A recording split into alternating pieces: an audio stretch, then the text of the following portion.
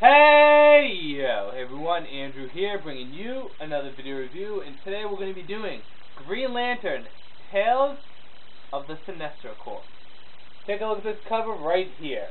Now, a lot of people are saying, well Andrew, you gotta get Tales of the Sinestro Corps, man. You already read Sinestro Corps Wars, you gotta get Tales of the Sinestro Corps. Okay, let me just tell you, I actually bought Tales of the Sinestro Corps before I bought Sinestro Corps Wars. I've had this longer than the Corps Wars. So all this time you're telling me to buy it, I've actually had it. I just haven't been able to review it because it's kind of fallen into my stack of stuff that I have neglected to review. This is not going to be a long review because there's not really much for me to say on this. The Tales of the Sinestro Corps is basically what it is. There are individual stories here that tells the story of Sinestro Corps members.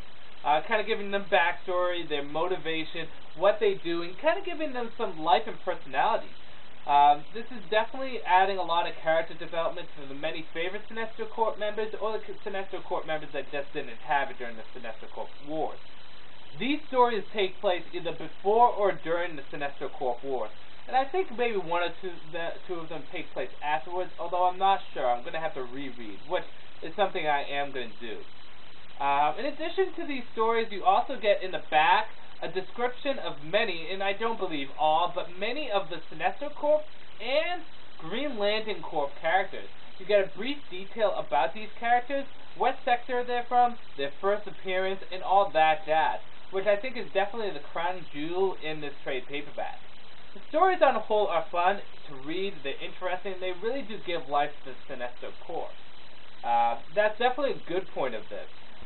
But at the same time, there's no real cohesive story to this. This is just individual one-shot stories.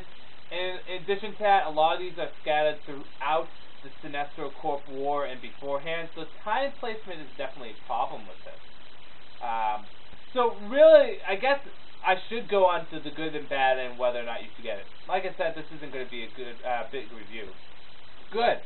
These stories, none of them are bad. A lot of them are entertaining. They give life to these characters. And I have fallen in love with a lot of these Sinestro Corps members.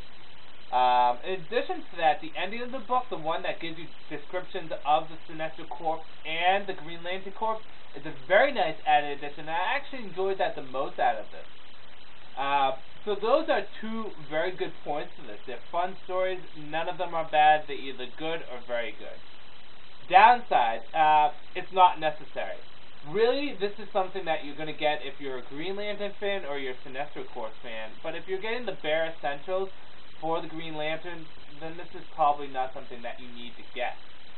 In addition to that, there's no real cohesive story. But this really doesn't need to be a cohesive story because, again, these are just individual one-shot stories. That's like me giving some kind of beef towards private case books. You really can't because that's what makes it for what it is. So I guess that's not really a downside.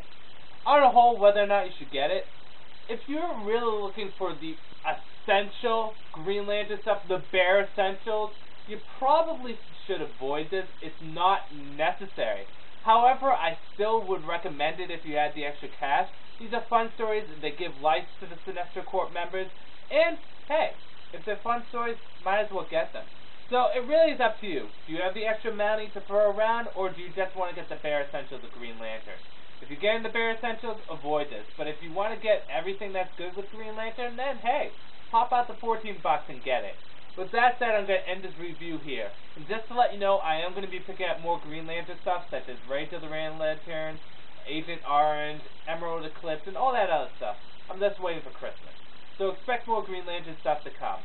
With that said, I'm going to end this review here. This is Andrew saying peace out for now.